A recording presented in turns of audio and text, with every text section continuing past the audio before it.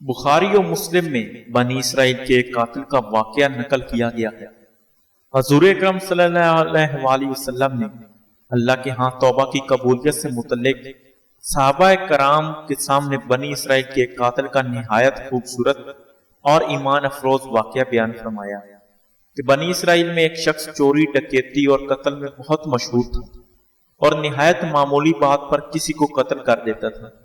ہوتے ہوتے اس کے ہاتھ سے 99 افراد کا قتل ہو چکا۔ اس کے بعد اس کے دل میں احساس پیدا ہوا کہ مجھے بھی تو اللہ کے یہاں جانا ہے۔ چنانچہ یہ فکر پڑتا رہا اور لوگوں سے معلومات کرتے ہوئے سرگرداں پھرنے لگا کہ کیا میری توبہ قبول ہو سکتی ہے یا نہیں۔ کسی عالم شخص سے ملاقات کی، فکر ہوئی کہ معلوم کیا جائے کہ ایسے شخص کی توبہ قبول ہو سکتی ہے یا نہیں۔ لوگوں نے ایک عابد شخص کے پاس جانے کا مشورہ دیا۔ اس شخص نے اس کے پاس جا کر مسئلہ معلوم کیا کہ کیا میری توبہ قبول ہو سکتی ہے اور کیا میری مغفرت ہو سکتی ہے، جبکہ میں نے 99 انسانوں کی جان مار دی ہے۔ تو اس عابد کو مسئلہ معلوم نہیں تھا، تو اس نے اپنی عقل سے قیاس آرائی کی کہ جو آدمی 99 انسانوں کی جان مار سکتا ہے، اس کی مغفرت کہاں سے ہوگی۔ چنانچہ اس نے کہہ دیا کہ تیری توبہ قبول نہیں ہوگی۔ اس شخص نے غصہ اور جلال میں آ کر اس کو بھی قتل کر کے 100 پورے کر دی کہ جب میری توبہ قبول نہیں ہوتی تو لاؤ تجھے بھی ختم کر کے 100 پورے کر دیتا ہوں۔ چنانچہ اس نے 100 پورے کر دی، مگر اس کے دل میں تردد باقی رہا کہ میری مغفرت کی کوئی شکل ضرور ہوگی۔ اس لیے اس نے لوگوں سے پھر معلومات کا سلسلہ جاری کر دیا کہ روئے زمین میں سب سے بڑا عالم کون ہے، اس سے جا کر معلوم کروں گا، وہی صحیح مسئلہ بتا سکتا ہے۔ آخر لوگوں نے اس کو بتلایا کہ فلاں جگہ ایک عالم رہتا ہے، اس سے جا کے معلوم کرو۔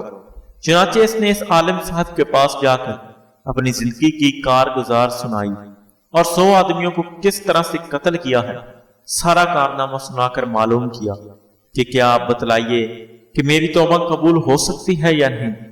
کیا اللہ کے ہاں مجھ جیسے گناہ گار کے لیے بھی مغفرت کا کوئی خانہ ہے؟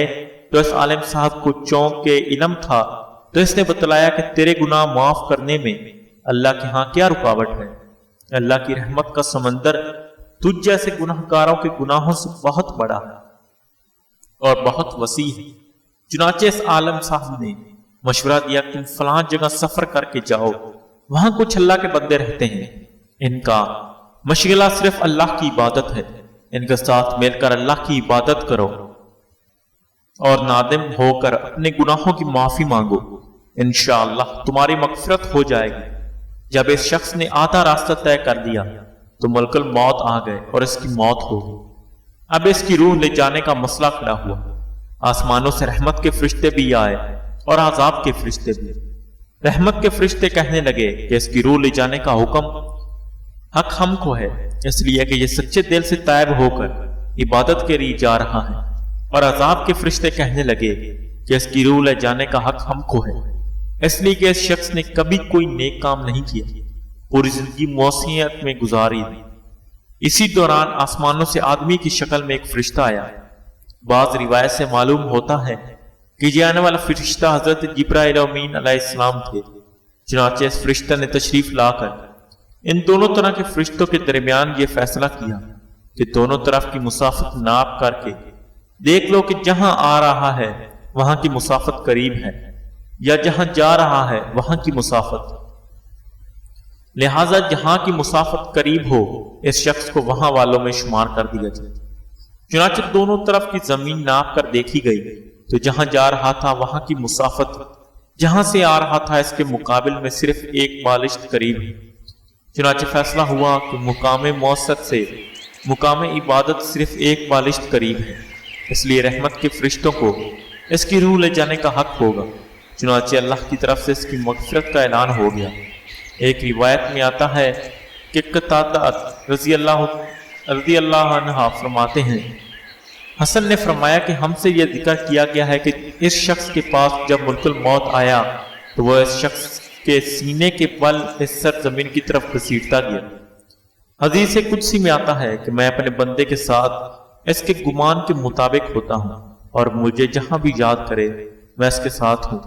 باخدا اللہ تعالیٰ اپنے بندے کی توبہ اس سے زیادہ خوش ہوتا ہے جتنی خوشی تم میں سے کسی ایسے شخص کو ہوتی ہے جس کا جانور بیابان میں گم ہو کر پھر اسے مل جائے۔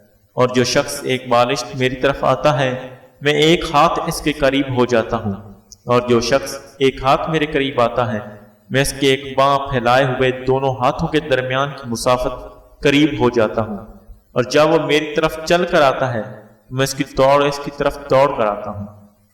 حاصل یہ ہے، معلوم ہوا کہ انسان جب بھی سچے دل کے ساتھ توبہ کرے گا تو اللہ تعالیٰ ضرور قبول فرمائے گا انشاءاللہ۔ یہ واقعہ خصوصاً ان حضرات کے لیے حوصلہ افزائی اور معاونت کا سبب ہے جو کہ بڑے بڑے گناہ کر کے اب مایوسی کی زندگی گزار رہے ہیں، کیونکہ شیطان انہیں مایوس کرتا ہے۔ بہرحال گناہ گاروں کو شیطان کی باتوں میں آ کر مایوس نہیں ہونا چاہیے، بلکہ اللہ کی رحمت سے اچھی امید رکھ کر سچی توبہ کے ذریعے اپنے آپ کو پاک و صاف کر لینا چاہیے۔ اللہ تعالیٰ ہم سب کو عمل کی توفیق عطا فرمائے، آمین یا رب العالمین۔